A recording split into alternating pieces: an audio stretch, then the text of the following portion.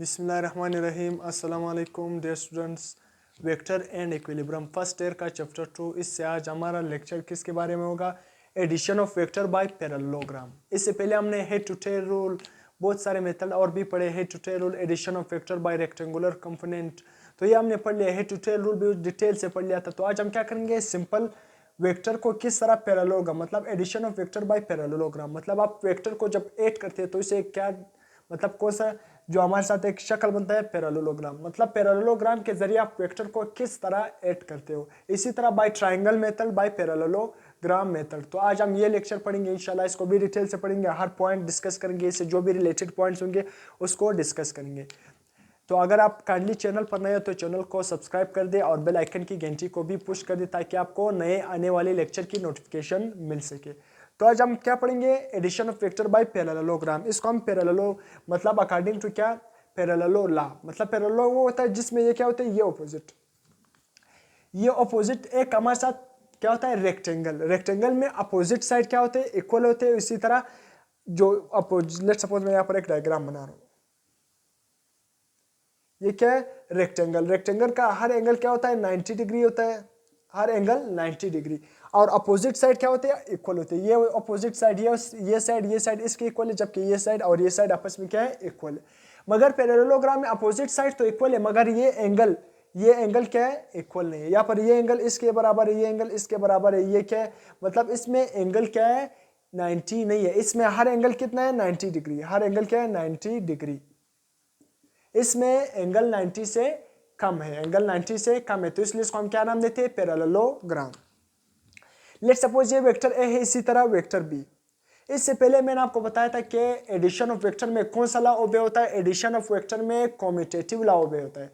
Commutative law का मतलब क्या है, इससे पहले मैंने आपको समझाया था कि कम्यूटेटिव लॉ का मतलब है कि जब आप क्या करते हो, let's suppose A vector plus B, let's suppose मैं क्या कर रहा हूँ, वेक्टर ए को बी में प्लस कर रहा हूँ, या वेक्टर ए को बी में प्लस करूँ, या सिंपल बी वेक्टर को क्या करूँ, ए में प्लस करूँ। आंसर क्या आएगा, दोनों का सेम आएगा।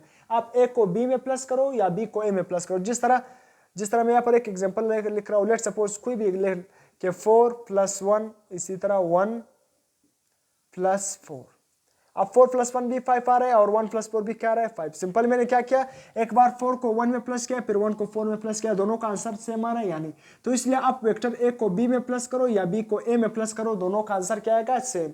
तो इसको हम कौन सा लॉ कहते हैं, कम्यूटेटिव लॉ ऑफ एडिशन। तो इसलिए वेक्टर में कौन सा लॉ ओबे होता है, vector commutative law of addition. ये पैरेललोग्राम हमारे साथ वेक्टर ए है, इसी तरह ये वेक्टर बी है। और इसी तरह मैंने फिर क्या किया, वेक्टर बी को पहले लिख लिया, बाद में वेक्टर ए। इस साइड में मैंने क्या किया, वेक्टर ए पहले लिख लिया, बाद में वेक्टर बी। इस साइड में हमारे साथ क्या है, वेक्टर बी और वेक्टर ए। लेट्स सपोज अगर मैं वेक्टर ए को बी में प्लस करता हूँ और बाद में वेक्टर बी को ए में प्लस करता हूँ, इसका रिजल्टेंट सेम आता है यानी।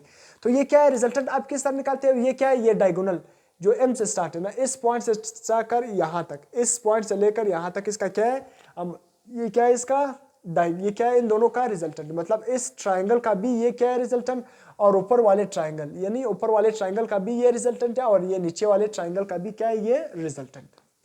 तो अभी मैं क्या करता हूँ, इन दोनों वेक्टर को ऐड करता हूँ ना, कि बाकी वेक्टर ए को जब आप बी में प्लस करते हो या बी वेक्टर को ए में प्लस करते हो तो इसका रिजल्ट सेम आता है, बाकी इसमें कम्यूटेटिव लॉ ओबे होता है यानी। लेट्स सपोज एम ओ मैंने बता दिया, ये क्या है, डायगोनल। ये क्या है, डायगोनल। ये क्या है, इस पैरेललोग्राम का ये यहाँ से लेकर यहाँ तक, इसका क्या है, रिजल्टेंट। ये क्या है, रिजल्टेंट, जिसको हम डायगोनल भी कहते हैं। तो ये रिजल्टेंट मैंने आपको पहले बताया, जब आप दो वेक्टर को ऐड करते हो ना तो फिर उसका रिजल्टेंट निकालते हो। रिजल्टेंट का मतलब क्या है, कि दो वेक्टर का सम, जिस तरह हम सिंपल किसी भी स्केलर क्वांटिटी को ऐड करते हो कि 2 + 2 तो 4 आता है, 1 + 1 क्या आता है, 2, इसी तरह 6 + 6 12। तो जब भी आप वेक्टर को ऐड करते हो ना तो उसका क्या निकालते हो, रिजल्टेंट, मतलब उन दोनों वेक्टर का सम को हम क्या कहते हैं, रिजल्टेंट। तो इन दो वेक्टर को a + b या b + a, इसका रिजल्टेंट क्या है, mo, इसका क्या है, रिजल्टेंट। इन दोनों वेक्टर का क्या है, रिजल्ट। तो लेट्स सपोज रिजल्ट किसका है, mo result is equal to, मतलब या रिजल्टेंट इज इक्वल टू, जिसको हम r से रिप्रेजेंट करते हैं, किसके इक्वल है, ma। पहले मैं a को b में प्लस कर रहा हूँ, इसलिए वेक्टर a को b में प्लस कर रहा हूँ। तो ma वेक्टर a किसके इक्वल है, mn मैंने लिख लिया, वेक्टर ऊपर का वेक्टर का निशान दे दिया, प्लस no तो हमारे साथ आएगी। अब मैं इसको वर्डिंग में लिखता हूँ, ये क्या है, mo किसके इक्वल है, रिजल्टेंट। तो रिजल्टेंट इज इक्वल टू, ये हमारे साथ क्या है, वेक्टर a, और ये कौन सा वेक्टर है, वेक्टर b। तो रिजल्टेंट किसके इक्वल है, वेक्टर ए प्लस बी।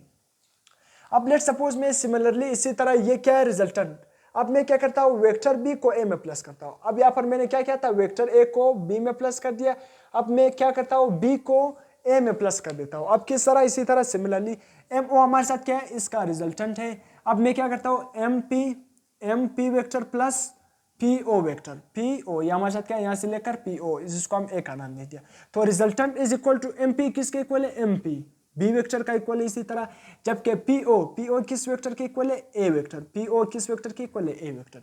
तो यहाँ पर हमने ये प्रूव कर लिया कि ये रिजल्टेंट अगर आप वेक्टर बी को ए में ऐड करते हो या वेक्टर ए को बी में ऐड करते हो तो इसका रिजल्ट क्या आता है, सेम आता है। Commutative vector law of addition, इसमें कौन सा लॉ ओबे होता है, कॉम्यूटेटिव लॉ, मतलब ए को बी में प्लस करो या बी को ए में प्लस करो, आंसर क्या आता है, सेम आता है। तो इसलिए इसमें कौन सा law, commutative law of addition, ये आपने याद रखना है, ये ओबे होता है। तो इसलिए यहाँ पर मैंने लिख लिया कि a vector A plus b is equal to vector b plus a. अगर आप वेक्टर ए को बी में प्लस करते हो या सिंपल बी को ए में, वेक्टर ए को बी में या बी को ए में प्लस करते हो, दोनों साइड का आंसर क्या आता है, सेम आता है। लेट्स सपोज अगर इस साइड का आंसर क्या आ रहा था, जी बार मैं सपोज कर रहा हूं ना, सपोज आपको समझाने के लिए, इस साइड का आंसर क्या आ रहा था, 2 आ रहा था, तो इस साइड का आंसर भी क्या आएगा, 2 आएगा। अगर इस साइड का 3 आ रहा था तो इस साइड का भी क्या आएगा, 3 आएगा। तो इसके बाद हम क्या करेंगे, सिंपल बाय ट्राइंगल मेथड। आप किसी भी वेक्टर को ट्राइंगल मेथड से किस तरह उसका रिजल्ट किस तरह निकालते हो, सिंपल मैंने आपको पहले बताया था कि हम वेक्टर को किस तरह मिलाते हैं हेड टू टेल रूल, चाहे ट्राइंगल बन रहा हो और पैरेललोग्राम। लेट सपोज ये वेक्टर ए है ना, ये वेक्टर क्या है, बी है, इसको आपने क्या कर देना है, हेड टू टेल रूल से मिला देना है। क्या कर देना है, कंबाइन। इससे पहले मैंने हेड टू टेल रूल बहुत ही डिटेल से पढ़ाया था, अगर आपने वो लेक्चर नहीं देखा तो उसको कंप्लीटली देखे, ताकि आपका ये मिस जो है यहाँ पर कुछ कंसेप्ट मिसिंग हो तो आपका वो सब कुछ क्लियर हो जाए। तो ये वेक्टर ए है हमारे साथ और ये वेक्टर बी है। अगर आपने इन दोनों को कंबाइन कर देना है ना हेड टू टेल रूल से, सिंपल वेक्टर ए है ना, इसको मैंने ले लिया तो वेक्टर बी मैंने इसमें प्लस कर देना है। तो सिंपल ये वेक्टर ए है, अब इसमें मैंने बी प्लस कर देना है, तो बी का टेल क्या करूंगा, इस वेक्टर ए के हेड के साथ मिलाऊंगा इस तरह। ये इसी तरह तीसरा वेक्टर भी हो सकता है, इसी तरह तीसरे वेक्टर का टेल इस बी वेक्टर के हेड के साथ, तो इस तरह आप मिलाते जाओ। तो अब आप सिंपल ट्राइंगल को, मतलब वेक्टर को ट्राइंगल मेथड से किस तरह ऐड कर सकते हो। लेट सपोज मेरे साथ एक वेक्टर ए है और एक वेक्टर बी, मैंने उन दोनों को क्या कर दिया, हेड टू टेल रूल से कंबाइन कर दिया, वेक्टर ए और वेक्टर बी। अब मैंने क्या करना है, इसका रिजल्टेंट निकालना है। क्या करना है, इसका रिजल्टेंट निकालना है। तो सिंपल इसका रिजल्टेंट क्या होगा, रिजल्टेंट हम किस तरह किसी भी वेक्टर का निकालते हैं, मैंने यहाँ पर वेक्टर ए और वेक्टर बी को ऐड कर लिया। जब भी मैं रिजल्टेंट निकालता हूँ, रिजल्टेंट का मतलब क्या है, इन दोनों वेक्टर का आपने सम कर दिया, इसका रिजल्ट क्या आएगा, इसका नतीजा क्या है। तो जब अब भी आप रिजल्टेंट निकालते हो तो रिजल्टेंट किस तरह निकालते हैं, पहले वेक्टर के टेल से रिजल्टेंट का टेल, पहले वेक्टर के टेल से रिजल्टेंट का टेल, और इसी तरह लास्ट वेक्टर के हेड से रिजल्टेंट का हेड, लास्ट वेक्टर के हेड से रिजल्टेंट का हेड मिलाते हैं, तो ये हमारे साथ क्या बन जाता है, रिजल्टेंट। तो इसी तरह जब भी आप ट्राइंगल में, दो वेक्टर ट्राइंगल में क्या है, 3 साइड होते हैं ना, ट्राई एंगल, और 3 एंगल भी होते हैं, ये एंगल, ये सही। तो आप ये ट्राइंगल मेथड से आप एडिशन वेक्टर को किस तरह ऐड कर सकते हो, सिंपल ये वेक्टर ए है और ये वेक्टर बी, इसका क्या क्या रिजल्ट, सिंपल मेथड से vector resultant is equal to A plus B, ये क्या आएगा हमारे साथ, ट्राइंगल मेथड से भी आप दोनों वेक्टर को आपने ऐड कर दिया और रिजल्ट भी क्या गया कि resultant is equal to vector A plus vector B. Same method जिस तरह पैरेललोग्राम में हमने क्या किया, इसको डिवाइड कर दिया तो 2 ट्राइंगल में। तो इस तरह ट्राइंगल मेथड से आप भी वेक्टर को ऐड कर सकते हो, जितने भी वेक्टर आते हो तो आपने सिंपल क्या कर देना है, ट्राइंगल मेथड से भी ऐड कर सकते हो, पैरेललोग्राम मेथड से भी ऐड कर सकते हो।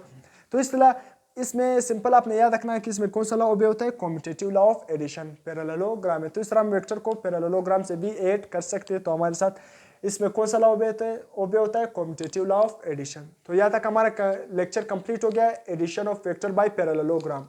तो अगर आपको लेक्चर पसंद आ गया तो अपने चैनल को सब्सक्राइब कर देना है, अपने दोस्तों के साथ शेयर भी कर देना है। अगर फिर भी कोई भी क्वेश्चन होना आप कमेंट सेक्शन में पूछ सकते हो, इंशाल्लाह हम आपके क्वेश्चन का आंसर देंगे। तो नेक्स्ट लेक्चर में मिलते हैं, टिल देन अल्लाह हाफिज़।